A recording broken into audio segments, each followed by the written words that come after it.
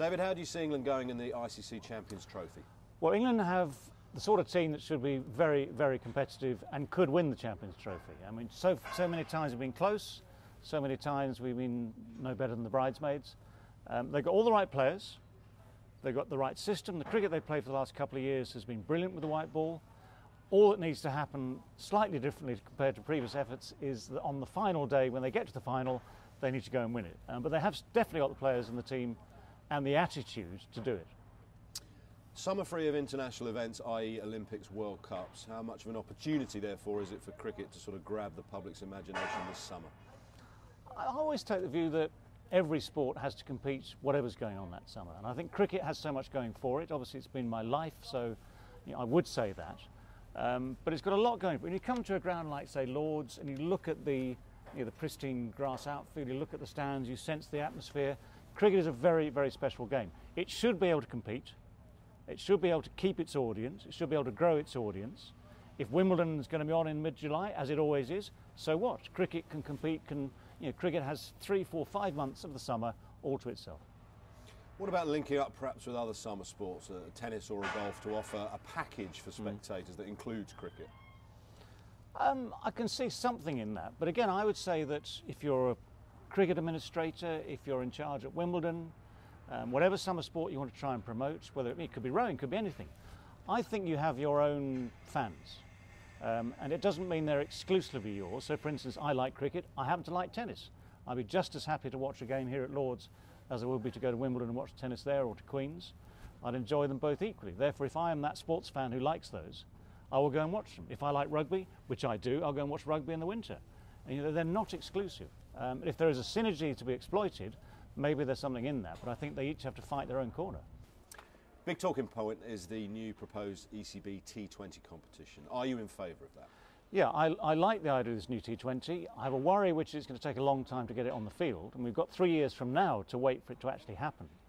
And I worry that things like IPL, Big Bash will have been going on for so long by then that it's almost not going to be old hat, but it's going to be seen as being slow off the blocks.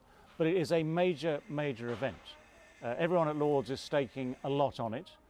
There's still some politics to go through. There are still people to convince that it is a good thing. And when it happens, it really does need to work. It needs the full backing, full support of all those in the game, both the players, the administrators, the clubs, including the clubs that won't be hosting the event. I think there's quite a bit of PR to be done there to convince everyone that there are benefits for all. But it really, really does have to work. Day-night Test cricket, as a principle, are you in favour? I hate anything that stops me having a good dinner after a day's cricket. Or theatre tickets. Or theatre tickets. I mean, there is culture to be, you asked me about cricket and tennis. Well, you need to have the full day mapped out for cricket.